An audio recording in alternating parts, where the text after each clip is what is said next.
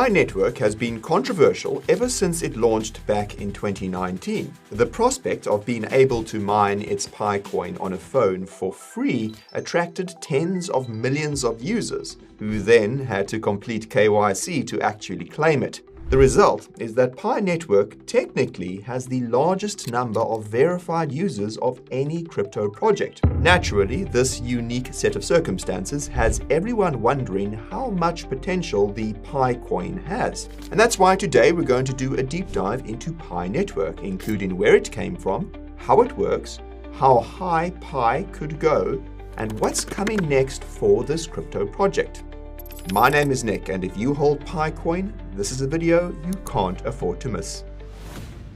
If you ask who founded Pi Network, the first answer you'll get is Nicholas Kokalis and Cheng Diao Fan, both graduates of Stanford University. But if you dig a little deeper, you'll find that there are not two co-founders, but four, and these include Nicholas, Cheng Diao, Vincent McPhillip, and Aurelian Schultz, those last two also graduates of Stanford University.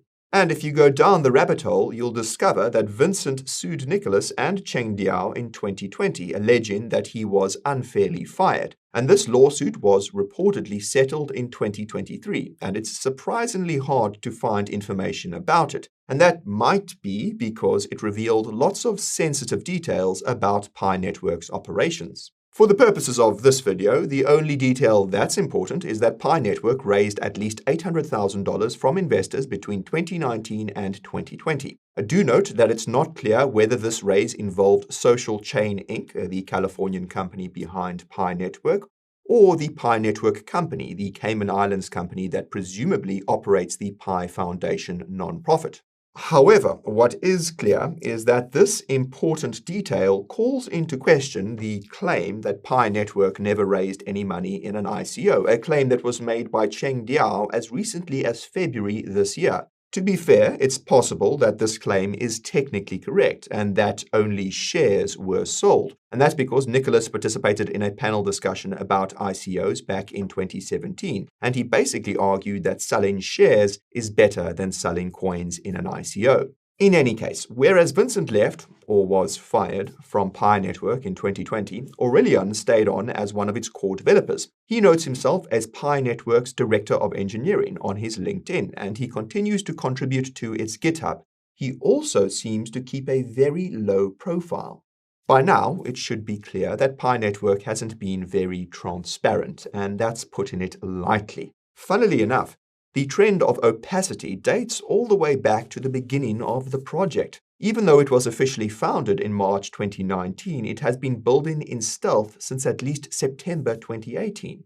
Not only that, but Pi Network hasn't posted nearly as many updates as you'd expect from a crypto project that's been around for so long and has supposedly seen so much adoption. For example, its X profile only has around 700 posts. This at least makes it easy to scroll all the way back in time to the project's early history using its social media profiles, which reveals even more opacity. Many of Pi Network's early updates appear to have been deleted, particularly those involving Vincent. Thankfully, we didn't find any major gaps in Pi Network's history, and its founders have been consistent about its origin story. In short, Nicholas and Vincent were both involved in blockchain initiatives at Stanford and realized that there was a need for onboarding users into crypto in an easy way and also being compliant. Pi Network was their solution to this problem. Nicholas revealed in an October 2022 interview that Pi's approach and design was inspired by Facebook. He noted that social media didn't gain traction until people started using their real identities on Facebook, and Nicholas wanted to make the same thing for crypto. And this is very important to note because it means that Pi Network is focused on the social aspects. In other words, it's a social finance or social fi crypto project. From our perspective, Pi Network is essentially a combination of WorldCoin and Notcoin that emerged long before people understood their incentives. For context, WorldCoin is another controversial crypto project which gives people WLD tokens for scanning their eyeballs using a somewhat dystopian orb, a bit like Pi Network's custom KYC. As for Notcoin, it's a crypto project which people could earn tokens for simply tapping on a screen, like Pi Network's mining process. Pi Network effectively combined both and added a user-friendly social media style app. The original app launched in March 2019 along with Pi mining. Pi coins became real when Pi Network's mainnet launched in December 2021, but it wasn't until February this year that these coins became tradable. And this long delay was supposedly a result of the team wanting to make absolutely sure that all recipients of Pi were genuine users, hence the KYC requirement to claim. According to the Pi Network website, over 14 million users have completed KYC. As noted in the introduction, this means that Pi Network technically has the highest number of verified users of any crypto project. As you'll soon see, this could become a massive selling point as the crypto industry evolves. Now, let's look at how Pi Network works. And what's interesting is that Pi Network is practically a fork of Stellar. Now, to be exact, the Pi Network blockchain uses a modified version of the Stellar Consensus Protocol, or SCP, which involves using a network of trusted nodes and validators to process transactions. Pi Network can reportedly process up to 70,000 transactions per second, but this seems unlikely given that Stellar can only process a few thousand transactions per second. Then again, it's possible given that Pi Network appears to be extremely centralized, presumably for scalability purposes. According to the PiScan Explorer, the blockchain currently has just 28 nodes and just 3 validators. Notably, all 3 validator nodes are noted as being run by the core team. As a fun fact, this is probably why Pi has had a hard time listing on more exchanges. Exchanges will typically only list a crypto project once its blockchain has become quite decentralized, because otherwise it's just a centralized database. Regardless, the use of the Stellar Consensus Protocol means that there are technically no staking rewards at the blockchain level. Of course, there are mining rewards. Now, the base reward is currently 0.09 Pi per day, but can be boosted with things like referrals. The catch is that mining does not contribute to consensus unless you are running a node, at least according to the white paper. Per the white paper, the purpose of the mining is to confirm that a user is not a robot on a daily basis and to, quote, validate their presence. Whereas the idea and design of Pi Network came from Vincent, the incentive behind Pi appear to have come from Cheng Diao, who is an anthropologist by trade, not a crypto geek per se. In a video from March 2020, Vincent and Cheng Diao revealed that they were closely watching how people would exchange Pi tokens in the app to see what people would be willing to exchange for Pi. And this suggests that Pi mining rewards are exactly that, an experiment to see what users are willing to exchange for Pi tokens. It turns out they're willing to exchange quite a lot, including their personal IDs and details.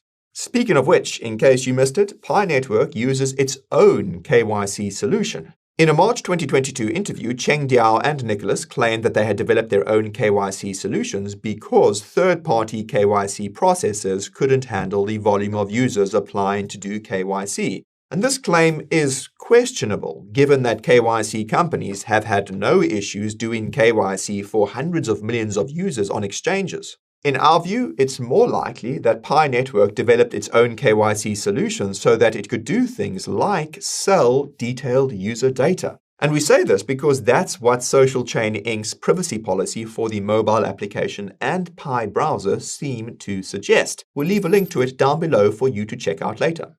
Quote, we do not share or sell the personal information that you provide us with other organizations without your express consent, except as described in this privacy policy. We disclose personal information to third parties under the following circumstances. Affiliates, we may disclose your personal information to our subsidiaries and corporate affiliates for purposes consistent with this privacy policy. Perhaps we're mistaken, but this means that Pi Network could be selling user data to third parties it's affiliated with. And this is evidenced by the fact that they have a Pi ad network campaign, wherein advertisers can use Pi to pay for ads that are shown in Pi Network's applications on its mobile app. And chances are that these ads are curated based on users' personal details, but we couldn't confirm this.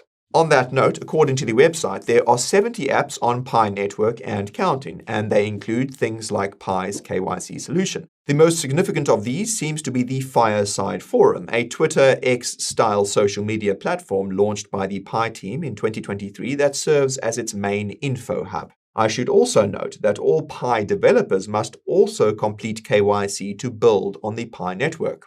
As some of you may have heard, Pi Network recently announced the launch of Pi Network Ventures, which will invest $100 million in USD and Pi coins to incentivize the development of more apps on the network. What's strange is that the announcement notes, quote, Pi Network Ventures is established through the Pi Foundation, an ownerless organization. We are honestly not sure what that even means. The white paper specifies that the Pi Foundation is a non-profit, and you'll recall that we believe the legal entity behind the Pi Foundation could be the Pi Community Company, which is based in the Cayman Islands. We say this because many crypto projects have entities in the Cayman Islands that operate their non-profit organizations, and this is usually done to avoid regulatory scrutiny around token or coin issuance. Whatever the case, this relates to its tokenomics. Pi is the native cryptocurrency coin of the blockchain. It's used to pay for transaction fees, is used as a means of payment within Pi apps, and is also used to pay for things like ads within these apps. I'll quickly note that Nicholas did say in an April 2021 video that all transaction fees would be burned, but this doesn't seem to be the case right now. According to a blog post from April, Pi has a maximum supply of 100 billion, which was allocated as follows: 65% to mining, 20% to the team, 10% to the foundation, and 5% for liquidity. Regarding vesting, quote, each allocation mentioned above tracks the community-migrated mining rewards issuance pace, so the proportions of each allocation in the total supply remains the same at any given time. According to the official Pi Network Explorer, 7.2 billion Pi have been mined and migrated so far, and this works out to just over 10% of the 65 billion Pi allocated to mining. Logically, this means that the team and foundation, which is likely controlled by the team, have received 3 billion of their vested Pi. In case you didn't notice, this means that most of the circulating supply is controlled directly or indirectly by the team. And that's because even though 7.2 billion Pi coins have been mined and migrated, only 2 billion are currently unlocked. Meanwhile, over 3 billion Pi coins have been unlocked to the team and foundation, which is also likely controlled by the team. If our calculations are correct, then this could explain why Pi's price hasn't crashed more. After all, Pi was airdropped to tens of millions of people who have been waiting to sell for years. By all accounts, Pi's price should have gone straight to zero. As always, the devil is in the details. According to PiScan, exchanges hold just 300 million Pi coins, at least based on known wallet addresses. For reference, that's more than 20 times smaller than Pi's circulating supply. What this means is that there's low liquidity on exchanges relative to its market cap, and this makes it easier to pump or dump Pi's price. This means that it's possible, keyword possible, that Pi Network has been doing the same thing that many other large crypto projects do, and that's selling Pi coins OTC and using the proceeds to work with market makers to manipulate Pi's price. We only say this because it's something we've seen with many crypto projects, most recently with one whose price crashed by 90%. You'll know which one I'm talking about. Not surprisingly, many have alleged that the team is pumping and dumping Pi's price, and there is some on-chain evidence of this. And you can actually see transfers from Pi Foundation wallets to exchanges on PiScan. The good news is that these transfers haven't been very big. The bad news is that the low liquidity conditions I just explained means that even a small amount of selling can cause a big crash. And this begs a bigger question, and that's how big PiCoin could get. In case it wasn't clear enough, the answer could ultimately depend on how much its price is being manipulated. If it's been heavily manipulated, then we could see Pi grow much larger than investors expect, just like we saw with other similar cryptos. From a purely technical perspective, PiCoin could rally as high as $5. Now, this seems insane at first glance, as it would give it a market cap of over $30 billion and a fully diluted market cap of over 500 billion. Now, Whether Pi could rally to these levels fundamentally depends on its upcoming milestones, as these are likely to trigger pumps just like what we saw after Nicholas's recent appearance at the Consensus event in Toronto. And that reminds me, the panel discussions Nicholas participated in was about AI, and he pitched Pi Network as a solution to an emerging problem, and that's that more and more crypto users are actually just bots. Be that as it may, Pi's roadmap can be found on its website. It contains dozens of milestones about everything from its app to its community. This video is already getting lengthy, so we'll focus on the most important ones. And we'll leave a link to the roadmap in the description if you want to come back and read the full list later. Come to think of it, if the Pi team is manipulating the price, this could be to incentivize pioneers to keep using the app by making them think, if I just wait a little longer, I'll be rich. And this pertains to Pi Network's third challenge, and that's its broader appeal, particularly among institutions. In theory, Pi Network has a powerful selling point. We have over 14 million KYC'd users, and this means that advertisers can be sure that their ads are being seen by real people. It also opens the door to things that aren't currently possible on other blockchains, like issuing regulated assets on Pi Network. In practice, however, this selling point assumes that Pi Network's KYC process is as legitimate as it claims to be. In other words, it assumes that institutions will see Pi Network's KYC as legitimate compared to other existing solutions. We believe it's possible, keyword again, possible, that Pi Network's KYC solution isn't as airtight as it needs to be, and that there could be some leakage, like, say, millions of fake KYC'd accounts. Even so, when you combine the possibility that the number of verified users on Pi Network is inflated with the fact that most pioneers only log on to mine Pi and see if they can unlock all their locked Pi, it's easy to see how institutions would steer clear of Pi Network, especially since they also need to complete Pi Network's KYC to participate. And this could be yet another reason why more exchanges won't list Pi.